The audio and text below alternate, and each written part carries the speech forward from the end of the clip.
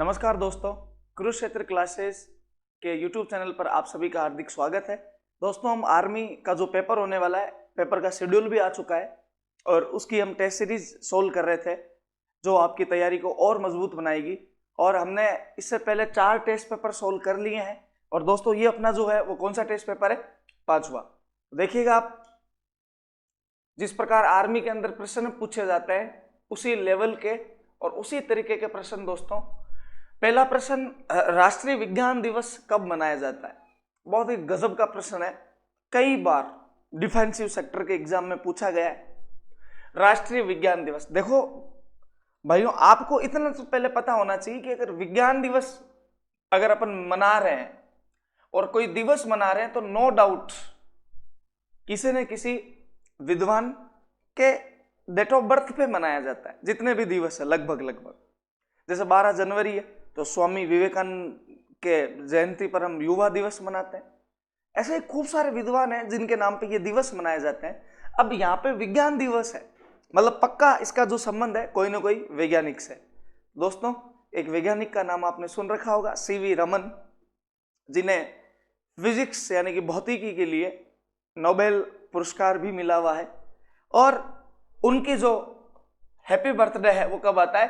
28 फरवरी को। तो 28 फरवरी को जो है वो कौन सा दिवस मनाया जाता है? राष्ट्रीय विज्ञान दिवस। 30 जनवरी को दोस्तों ध्यान रखना, शहीद दिवस मनाया जाता है। 30 जनवरी को क्या मनाते हैं? शहीद दिवस, महात्मा गांधी की पुण्यतिथि।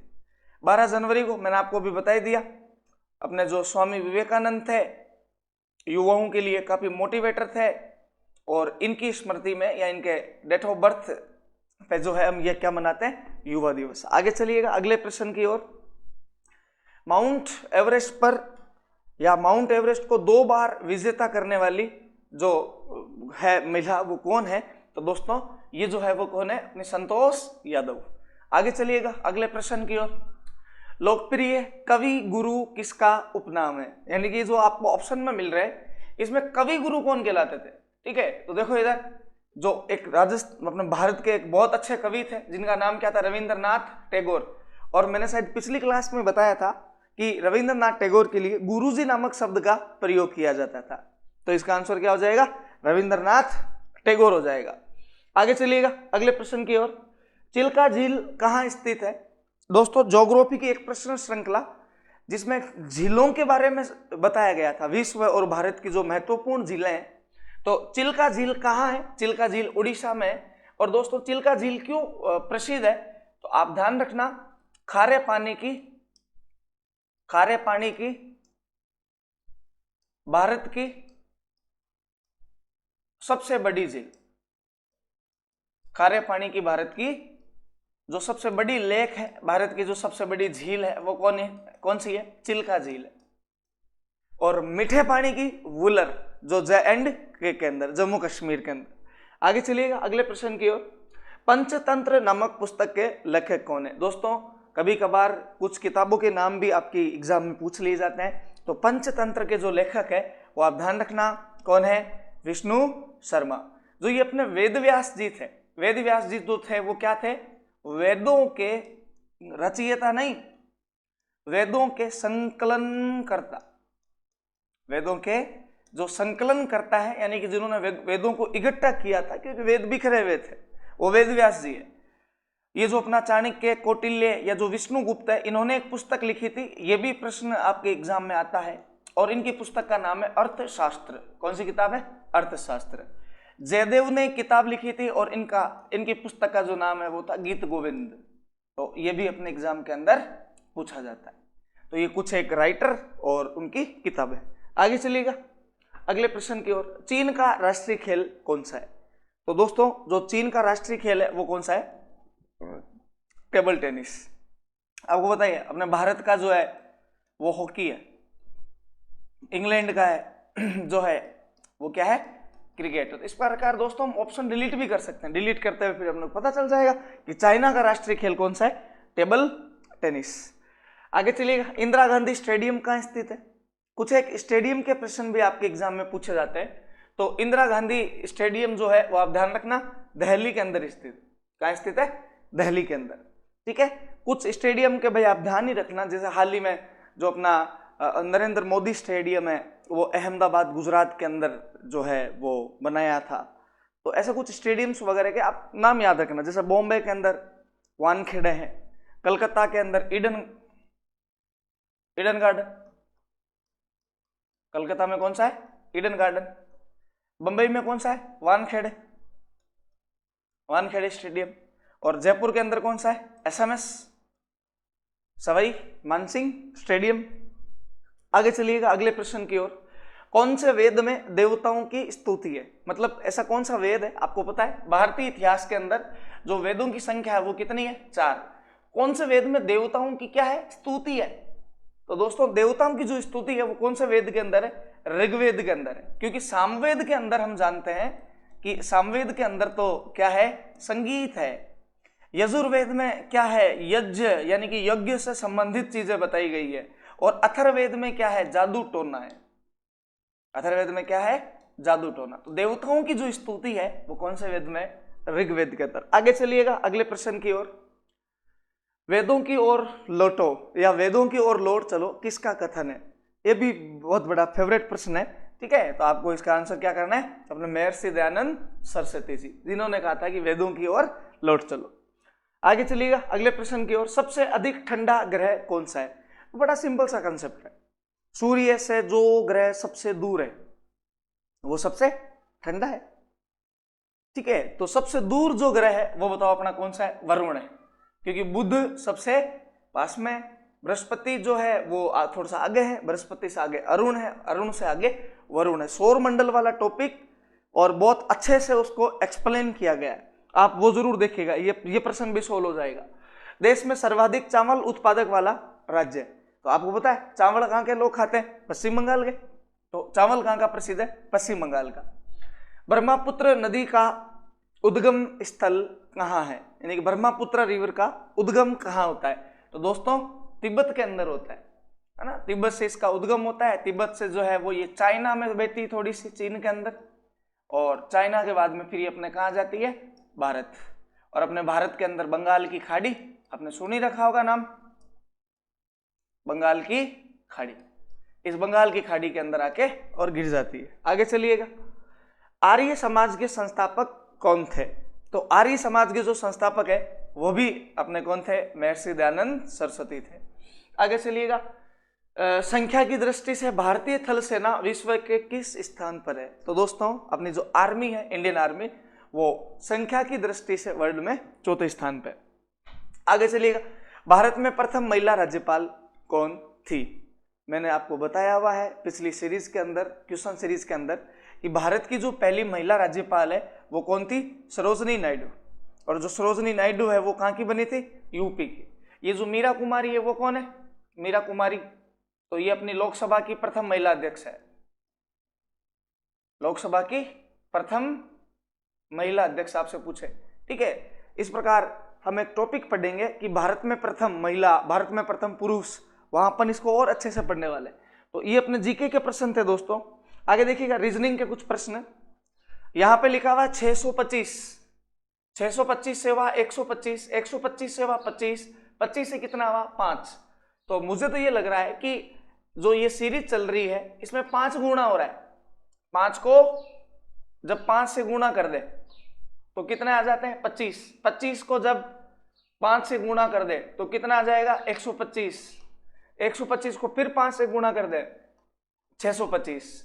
तो यहाँ पे क्या लिखे हैं कि जिसको 5 से गुणा करे तो 1 आए, 5 आए, तो 1 को 5 से गुणा करेंगे तो क्या आएगा, 5 आएगा। तो इसका आंसर क्या हो जाएगा, सी हो जाएगा। आगे चलिएगा अगले प्रश्न की ओर। जंगल, लकड़ी, पेड़ और फर्नीचर, इनको सही क्रम में लिखे, यानी कि इनका जो सही क्रम है वो क्या है। तो बड़ा सिंपल सा प्रश्न है, आप आसानी से बता सकते हो कि पहले जंगल है ना, जंगल में पेड़, पेड़ से क्या मिलती है, लकड़ी, और लकड़ी से क्या बनता है, फर्नीचर बनता है। आगे चलिएगा अगले प्रश्न की ओर। 24, 48, 96, तो इसके बाद में क्या होगा, तो देखो 24 से 48 हुआ तो ये कितने से गुणा कर रहा है, 2 से। 48 से 96 हुआ तो कितने से गुणा किया, 2 से। और 96 को जब अपन किसे गुणा करेंगे, 2 से गुणा करेंगे तो 192, इसका आंसर क्या हो जाएगा 192। वो देखिएगा सीरीज का है और बड़ा गजब का प्रश्न है। इसमें से आपको जो ये सीरीज दे रखी है उसमें से गलत पद का चयन करना है। बड़ा अच्छे प्रश्न होते हैं। तो गलत पद का पता कब चलेगा, जब अपन एक एक पद को चेक करेंगे। तो देखो इधर 18 से 19 कितना हुआ 1, 19 से 22 कितना जोड़ा है 3 जोड़ दिया। उसके बाद में 22 से 26, तो 22 से 26 जब आ रहा है तो कितना जोड़ रहा है ये 4, जबकि यहां क्या चल रहा है अपने विषम संख्याओं की सीरीज चल रही है। तो अगर अपन 1 3, तो 3 के बाद में विषम संख्या क्या आएगी 5। तो अगर अपन 5 जोड़ते हैं तो 26 की जगह क्या आना चाहिए 27, 27। तो क्या 27 जोड़ने के बाद अगली सीरीज सही से चल जाएगी। तो 27 से 34 जब अपन जाते हैं तो बिल्कुल सही है, 7 जोड़ दिए जाते हैं। 34 से 43 जब होता है तो उसमें कितने जोड़ दिए 9 जोड़ दिए। और 43 से 54 हुआ तो कितने जोड़ दिए 11। बिल्कुल करेक्ट सीरीज हो गई 1 3 5 7 9 11। तो गलती कहां थी 26, यानी कि इसमें से कौन सा गलत पद है 26। 26 की जगह क्या आना चाहिए 27। तो अपना आंसर क्या हो जाएगा बी हो जाएगा। आगे चलिएगा अगले प्रश्न की ओर। 1250 250 50 और फिर उसके बाद में 10। तो इसमें 5-5 का भाग दिया जा रहा है दोस्तों। बड़ा सिंपल है, या अगर अपन इधर से भी आए तो ये 5 गुना हो रहा है। जैसे 10 का 50 हुआ तो कितना गुना किया 5 गुना। 50 से 250 किया तो भी कितना गुना 5 गुना, ठीक है। और 250 से अगर 1250 किया तो भी किसे मल्टीप्लाई हुआ 5 से मल्टीप्लाई हुआ। तो यहाँ पे अपन क्या लिखे कि जिसको 5 से गुना करने से 10 आ जाए, तो क्या लिखेंगे 2 लिखेंगे। देन इसका जो आंसर है वो क्या हो जाएगा 2। तो दोस्तों ये आगे के जो प्रश्न है साइंस के और मैथ के वो आपको दीपेंद्र सर करवाएंगे। धन्यवाद। जय हिंद दोस्तों, मैं हूं दीपेंद्र सिंह राठौड़। स्वागत करता हूं आपके अपने YouTube चैनल कुरुक्षेत्र क्लासेस पर। तो दोस्तों आपको जीके और रीजनिंग की आंसर की जितेंद्र सर ने करा दी है। अब मैं आपको मैथ और साइंस की आंसर की कराऊंगा, यानी टेस्ट पेपर सॉल्व करूंगा। दोस्तों ये टेस्ट पेपर आपके लिए ऐसे समझ लेना नींव का पत्थर साबित होंगे अगर आपने इनको ढंग से कर लिया तो। बड़े शानदार शानदार प्रश्न है और लाया सिर्फ आपके लिए गया इन क्वेश्चंस को, ताकि आप प्रैक्टिस करो और अपनी प्रैक्टिस अपने चीजों को आंको आप कि आपको कैसे क्या चीजें करनी है, ठीक है। तो उम्मीद करता हूं आपको ये चीजें समझ में आई होगी पहले भी और अब भी आ रही होगी। तो बढ़ते हैं आगे, अपन बिना समय को व्यर्थ किए हुए अपना पहला प्रश्न देखते हैं। एक वस्तु 9,000 रुपए में खरीदी और 8% लाभ पर बेची, तो बताओ लाभ क्या होगा। पहला ही क्वेश्चन गणित का है। अगर कोई वस्तु 1,000 रुपए में बेची गई है तो आपको पूछा है कि 1,000 रुपए में खरीदी गई है और बेची कितने में है, बेची इतने में, तो बताओ लाभ क्या होगा। तो भैया लाभ हमेशा किस पे होता है, क्रय मूल्य पे होता है। और क्रय मूल्य मेरे प्यारे बच्चों क्या दे रखा है आपको, क्रय मूल्य दे रखा है 9,000 रुपए। कितना दे रखा है प्यारे बच्चों 9,000 रुपए। लाभ कितना है, लाभ प्यारे बच्चों है 8%। तो अगर लाभ 8% है तो क्या हो जाएगा, लाभ निकालने का सूत्र क्या हो जाएगा, आपको क्रय मूल्य पे लाभ मिलता है। क्रय मूल्य का 8% कितना हो जाएगा 8/100। तो 8/100 जीरो से जीरो गया, 9×8 72, 720 रुपए आपका क्या हो जाएगा आंसर हो जाएगा। 720 आपका करेक्ट आंसर हो जाएगा। तो मैंने आपको इसलिए बोला था बहुत ही शानदार क्वेश्चन है, आपको सीधा ध्यान रखना है, क्रय मूल्य पे लाभ निकलता है, निकाल दिया हमने। अगले क्वेश्चन की तरफ बढ़ते हैं। है आपका 2x + 3 = 3x - 4, तो x का मान कितना होगा। इसका एक ऑप्शन 7 है, ध्यान रखना। 2x + 3 = 3x - 4, तो x का मान कितना होगा। तो देखिए अगर मैं इस इक्वेशन को सॉल्व करूं तो इक्वेशन सॉल्व करने का सीधा सीधा एक ही तरीका जानता हूं मैं तो, और वो तरीका क्या सीखा हमने, x को x की तरफ लेके जाओ। तो x को x की तरफ लेके गया तो ये माइनस का हो गया, और संख्या को इधर लेके आओ तो -4 कितना हो गया, +4 हो गया। 3 में से 2 गया 1, 4 और 3 कितना हो गया 7। तो 7 आपका क्या आ जाएगा प्यारे बच्चों आंसर हो जाएगा, जो कि ऑप्शन नंबर डी। चलिए आगे बढ़ते हैं अगले क्वेश्चन। यदि 12 आदमी एक काम को 20 दिन में करते हैं तो 15 आदमी उस काम को कितने दिन में करेंगे। तो दोस्तों ऐसे क्वेश्चन के लिए आपको एक फॉर्मूला पता होना चाहिए। फॉर्मूला क्या है कि फॉर्मूला ये होता है m1 M1 यानी पहले मजदूर इंटू D1 यानी पहले दिन बराबर M2 यानी दूसरे मजदूर और D2 यानी दूसरा दिन। ठीक है, ये फॉर्मूला होता है आपके इस तरीके के क्वेश्चंस को करने का। ओके दोस्तों, तो देखिए अगर मैं बात करता हूं M1 कितना दे रखा है, पहले आदमी कितने दे रखे हैं 12, और 12 आदमी कितने दिन में करते हैं 20 दिन में करते हैं। अच्छा, दूसरे आदमी कितने दे रखे हैं 15, और आपसे कितना क्या पूछा है कितने दिनों में करेगा, तो D2। ये फॉर्मूला ध्यान रख लो सीधा आप, M1 D1 है ना बराबर M2 D2। तो ये आपके पास हो जाएगा 4 तिये 12, सॉरी ये तो कटेगा नहीं, 3 चौक 12, 4 के 12 से कट जाएगा, 3 पंजे 15 और ये 5 चौक 20, तो 4 चौक कितना हो जाएगा 16। तो D2 यानी कितने दिन में करेंगे 15 आदमी, 16 दिन में ये कार्य करेंगे, तो 16 आपका क्या जाएगा आंसर हो जाएगा। तो क्या सीखा आपने प्यारे बच्चों, ये सीखा कि भैया अगर ऐसे क्वेश्चन करने हो कि 12 आदमी इतने दिन में करता है तो इतने आदमी कितने दिन में करेंगे, तो आपको सीधा सीधा M1 D1 बराबर M2 D2 फॉर्मूला यूज करना है। अगर इस क्वेश्चन की जगह ऐसा होता 12 आदमी एक काम को 20 दिन में करते हैं तो बताएं 16 दिन के अंदर कितने आदमी इस काम को कर पाएंगे, 16 आदमी में ये काम 16 दिन में ये काम कराने के लिए कितने आदमियों की आवश्यकता होगी, तो भी इस फॉर्मूले से कर सकते हो आप। उसमें आपको क्या पूछा होगा, यहाँ पे 16 रख देना, M2 की जगह पूछा होगा आपसे। चलिए आगे बढ़ते हैं अगले क्वेश्चन की तरफ। यदि मूलधन 4503, ये रुपए है ध्यान रखना, 450 रुपए है, ये 450 रुपए है, और दर 12% हो, और समय 3 वर्ष हो। कितने वर्ष हो दोस्तों, समय कितना वर्ष हो 3 वर्ष हो, तो साधारण ब्याज ज्ञात करें। तो ध्यान से सुनिएगा, आपको मूलधन क्या दे रखा है, मूलधन दे रखा है आपको 450 रुपए। मूलधन कितना दे रखा है 450 रुपए। अच्छा, दर कितनी दे रखी है, दर दे रखी है आपको 12%। दर कितनी दे रखी है 12%। टाइम कितना दे रखा है, टाइम दे रखा है 3 साल का।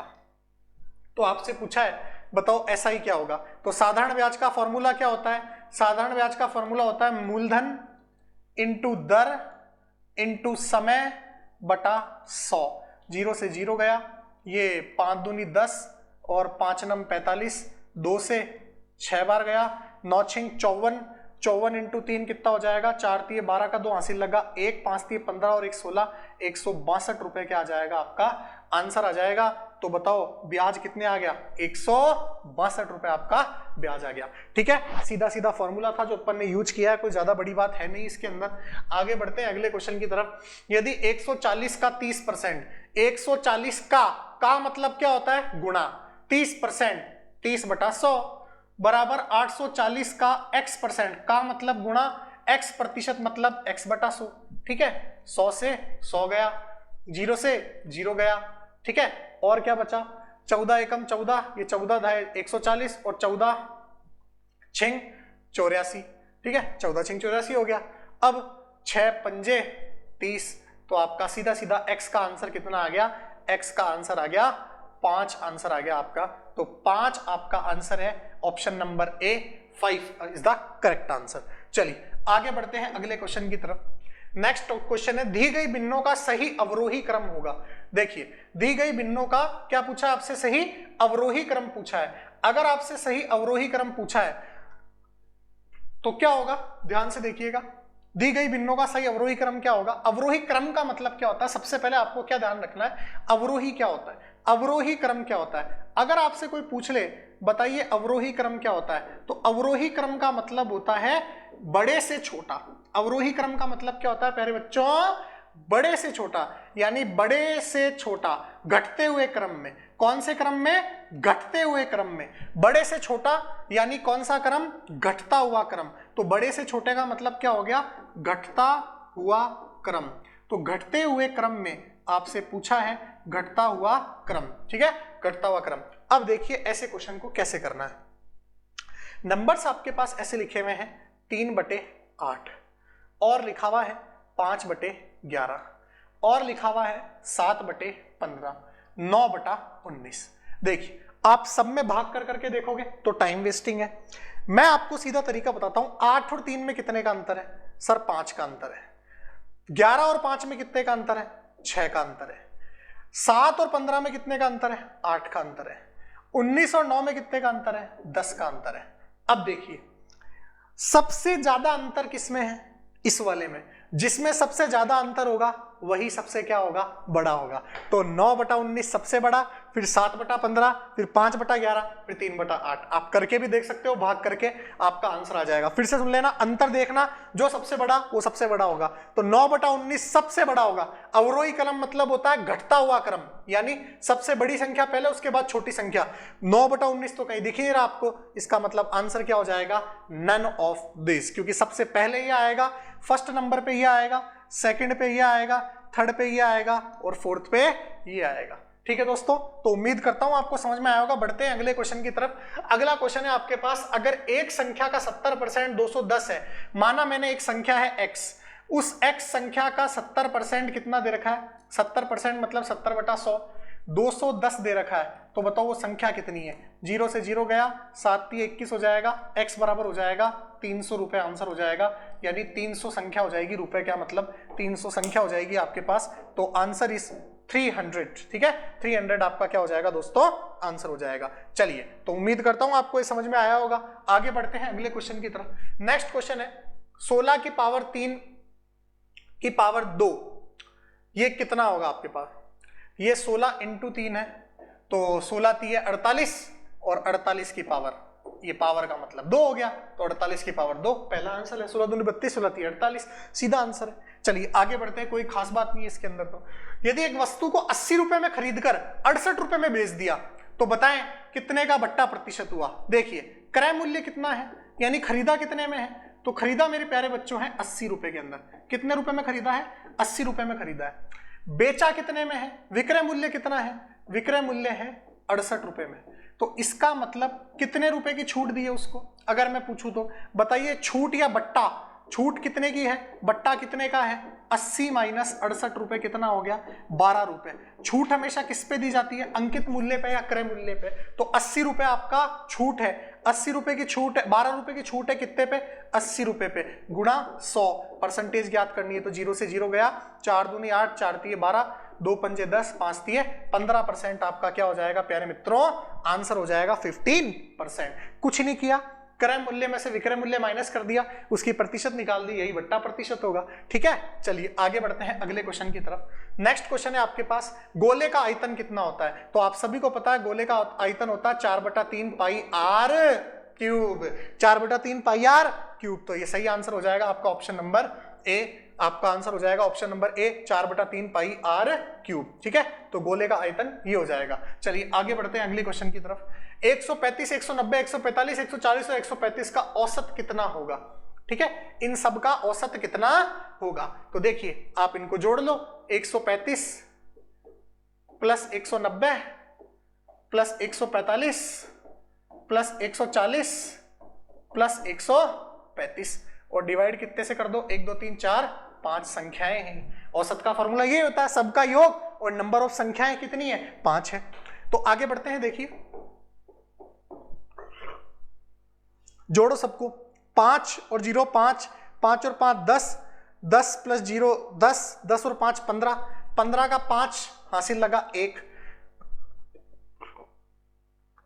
हासिल लग गई, 3 और 9 12, 12 और 4 16, 16 और 4 20, 20 और 3 23, 23 और 1 24, 24 का 4 हासिल लगा, 2, 2 और 1 3, 3 और 1 4, 4 और 1 5, 5 और 1 6, 6 और 1 7।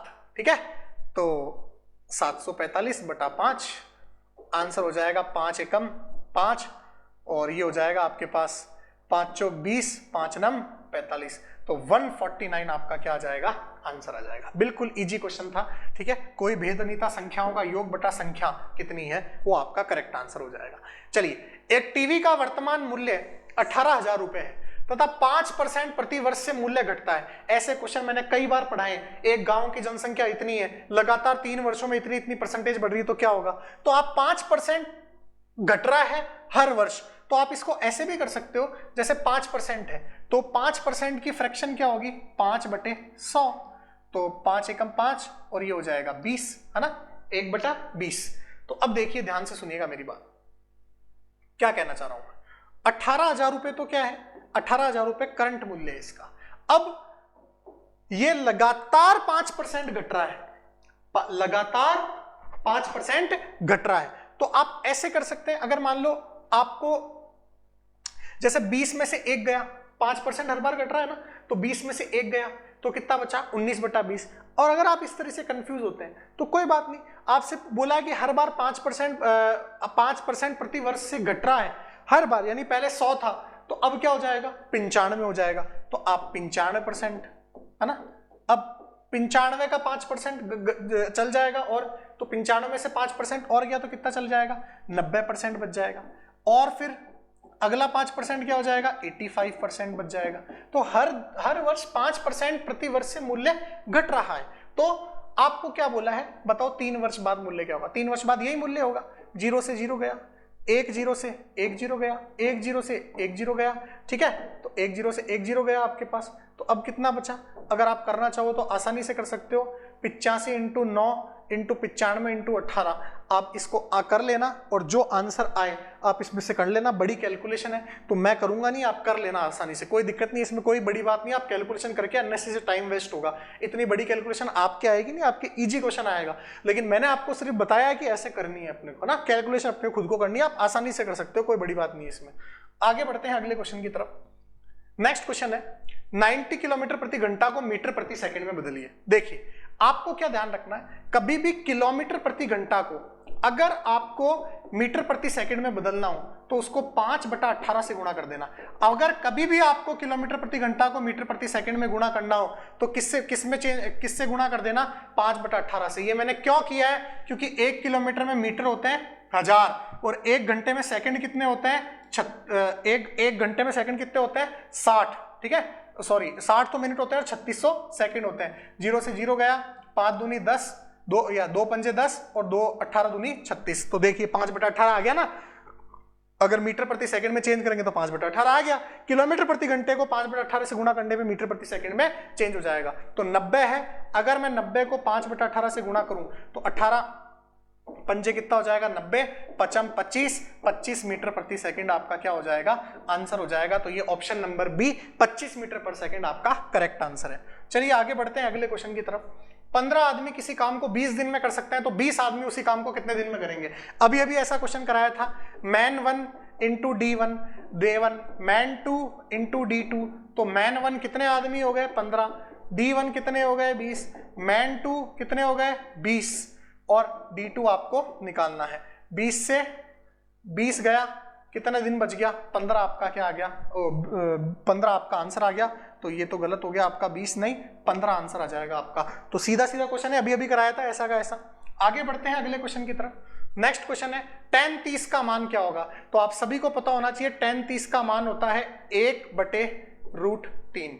कितना होता है प्यारे बच्चों, 1/√3। तो tan 30 का मान कितना होता है, 1/√3। आपको पता होना चाहिए बात, ठीक है, टेबल से आता है, टेबल आती होगी आपको। आगे बढ़ते हैं अगले क्वेश्चन की तरफ। नेक्स्ट क्वेश्चन है, अब मैथ्स के खत्म हो चुके हैं और अब आपके आते हैं साइंस के क्वेश्चन। तो 15 क्वेश्चन मैथ के समाप्त हुए, अब अपन 15 क्वेश्चन साइंस के पढ़ेंगे। ईसीजी का उपयोग किस रोग की पहचान के लिए किया जाता है। देखिए ईसीजी फुल फॉर्म क्या होती है, इलेक्ट्रो कार्डियोग्राफ। कई बार सुना होगा आपने, ईसीजी कराने जा रहे हैं, इलेक्ट्रोकार्डियोग्राफ। ये हृदय के विद्युत संकेतों को सुनाता है, यानी हृदय की जाती है ईसीजी, हृदय संबंधित रोगों के लिए। तो आपका आंसर क्या हो जाएगा, हृदय की। आपसे फुल फॉर्म भी पूछ सकता है ईसीजी की, इलेक्ट्रोकार्डियोग्राफ। ये किस काम में आता है, हृदय के विद्युत संकेतों को सुनने के अंदर। आगे बढ़ते हैं अगले क्वेश्चन की तरफ।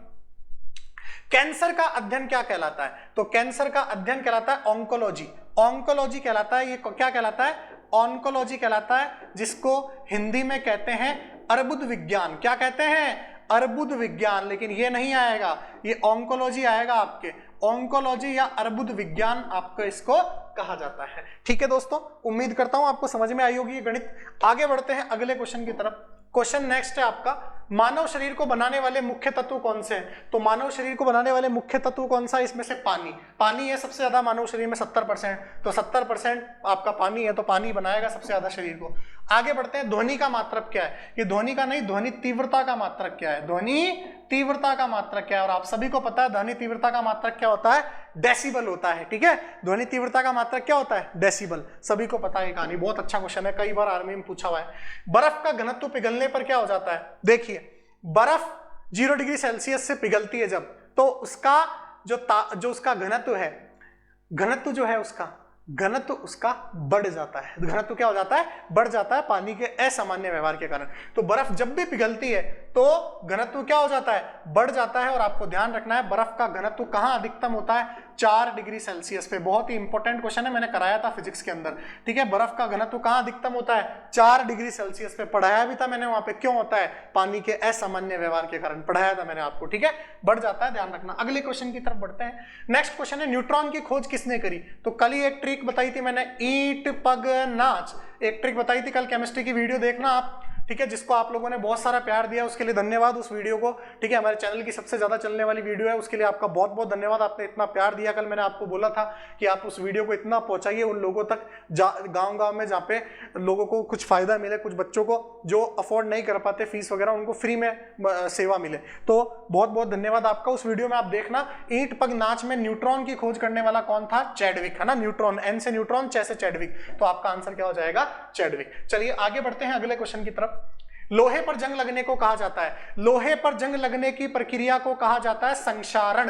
क्या कहा जाता है प्यारे बच्चों? संक्षारण। अंग्रेजी में कहते हैं कोरोजन। क्या कहते हैं? कोरोजन। और जंग लगने का फॉर्मूला क्या होता है? Fe2O3, ferric oxide. क्या होता है प्यारे बच्चों? Ferric oxide. फेरिक ऑक्साइड होता है जंग लगने का फॉर्मूला।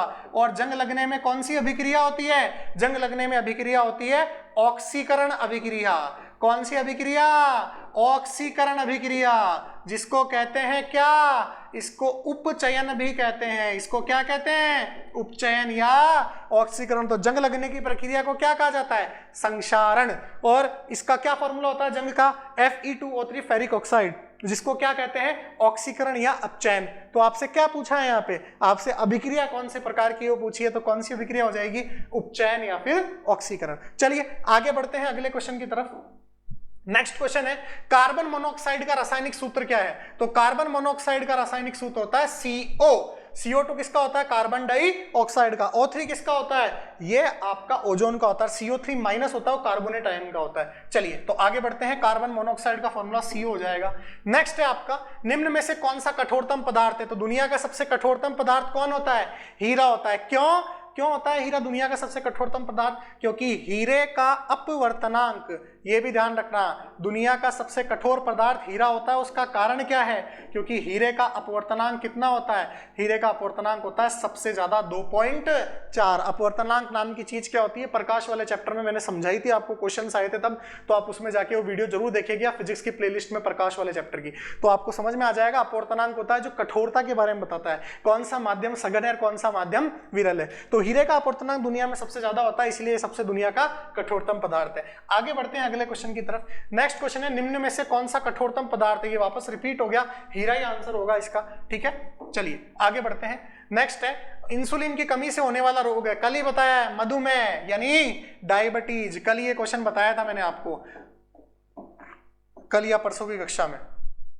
चलिए नेक्स्ट क्वेश्चन, निम्न में से स्तनपायी है, स्तनपायी कौन होते हैं? जो अपने बच्चों को दूध पिलाते हैं स्तनों के द्वारा, ठीक है। तो मछली नहीं होती है, सांप नहीं होती है, गाय अपने स्तनों के द्वारा दूध पिलाती है बच्चों को, अपने बच्चों को, तो स्तनपायी गाय है निम्न में से।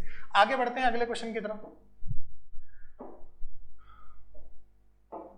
नेक्स्ट क्वेश्चन है, तारों का टिमटिमाना क्या होता है? तारों के टिमटिमाने में प्रकाश की किस घटना का कारण होता है? प्रकाश का अपवर्तन। प्रकाश के अपवर्तन के कारण तारे क्या होते हैं? टिमटिमाते हुए प्रतीत होते हैं। तो आपको ध्यान रखना है, प्रकाश का अपवर्तन के कारण तारे टिमटिमाते हैं। बहुत इंपॉर्टेंट क्वेश्चन है, आर्मी में पूछा हुआ प्रश्न है। अगले क्वेश्चन की तरफ बढ़ते हैं। नेक्स्ट क्वेश्चन है, सर्वाधिक कैल्शियम पाया जाता है। सर्वाधिक कैल्शियम, ये क्वेश्चन ऐसे था, हमारे बॉडी में सर्वाधिक कैल्शियम कहां पाया जाता है? तो हड्डियों में पाया जाता है। कहां पाया जाता है दोस्तों? हड्डियों में। लगभग 99% कैल्शियम हड्डियों और दांतों में पाया जाता है। तो ध्यान रखना, सर्वाधिक कैल्शियम हमारे शरीर में कहां पाया जाता है? हड्डियों और दांतों में। ये ऑप्शंस गलत है, तो आप इसको देख लेना, एक बार गलती हो गई है। चलिए आगे बढ़ते हैं अगले क्वेश्चन की तरफ। मानव में गुणसूत्रों की संख्या कितनी होती है? तो मानव में गुणसूत्रों की संख्या कितनी होती है बताओ? 46 गुणसूत्र होते हैं, 23 जोड़ी। 23 जोड़ी गुणसूत्र होते हैं मनुष्य में। कितने जोड़ी गुणसूत्र होते हैं? 23 जोड़ी होते हैं, उन 23 जोड़ी में से 22 जोड़ी जो होते हैं, 22 जोड़ी यानी 44 गुणसूत्र, 22 जोड़ी यानी 44 गुणसूत्र जो होते हैं वो कहलाते हैं ऑटोसोम। क्या कहलाते हैं? ऑटोसोम। क्या कहलाते हैं? ऑटोसोम। और 23वीं जोड़ी गुणसूत्र जो बहुत ही इंपॉर्टेंट है, 23वीं जोड़ी जो गुणसूत्र है बहुत ही इंपॉर्टेंट गुणसूत्र है, इसको कहते हैं, क्या कहते हैं इसको कहते हैं एलोसोम। क्या कहते हैं प्यारे बच्चों? इसको एलोसोम कहते हैं। इसका नाम ध्यान रखना बहुत अच्छे से, एलोसोम, क्योंकि इसका एक और नाम है, इसको कहा जाता है लिंग निर्धारक गुणसूत्र। क्या कहा जाता है इसको? लिंग निर्धारक गुणसूत्र। तो मनुष्य में लिंग का निर्धारण कौन से जोड़ी गुणसूत्र से होता है? 23वीं जोड़ी गुणसूत्र से होता है, जिसका नाम है एलोसोम। ठीक है, अगर ये XX हुआ तो आपके लड़की संतान पैदा होगी, और XY हुआ तो आपके कौन पैदा होगा? लड़का पैदा होगा, ठीक है, संतान के रूप में। तो लिंग निर्धारक गुणसूत्र आपका होता है 23वीं जोड़ी यानी एलोसोम। 22 जोड़ी में इनका कोई काम नहीं होता लिंग निर्धारण में। तो आंसर कितना हो जाएगा? टोटल कितने होते हैं? 46। आपसे पूछ ले लिंग निर्धारण गुणसूत्र कितने होते हैं? एक जोड़ी यानी 2 गुणसूत्र होते हैं। ठीक है, चलिए 23वीं जोड़ी। आगे बढ़ते हैं अगले क्वेश्चन की तरफ। फोन का आविष्कार किसने किया था? आप सभी को पता है, ग्राहम बेल नामक वैज्ञानिक ने फोन का क्या किया था? आविष्कार किया था, टेलीफोन का। ठीक है, और उससे बाद में स्मार्टफोन वगैरह ये सब आजकल आ चुके हैं। तो दोस्तों ये हमारे आज की कक्षा समाप्त हुई। हमने टेस्ट पेपर सॉल्व किया पूरा मैथ और साइंस का। उम्मीद करता हूं आपको पूरा पेपर सॉल्व समझ में आया होगा और आप प्रैक्टिस कर रहे होंगे। 5 टेस्ट पेपर हम सॉल्व करा चुके हैं। जब तक आपके एग्जाम है तब तक लगातार सॉल्व कराएंगे। आप पढ़ते रहिए, आपके एडमिट कार्ड आ चुके हैं, अच्छे से तैयारी करते रहिए एडमिट कार्ड के बारे में, और भी आपके जो भी कैसे कैसे एग्जाम्स लिए जाएंगे ऑनलाइन, उसके बारे में मैंने एक वीडियो बनाई है, उसको जरूर देखिएगा आप। ठीक है दोस्तों, तो अगर ये वीडियो आपको पसंद आई हो तो इसे लाइक कीजिएगा, शेयर कीजिएगा और कमेंट कीजिएगा, और हमारे चैनल को ज्यादा से ज्यादा सब्सक्राइब कीजिएगा। चलिए दोस्तों, मिलते हैं अगली कक्षा में। जय हिंद, जय भारत, वंदे मातरम।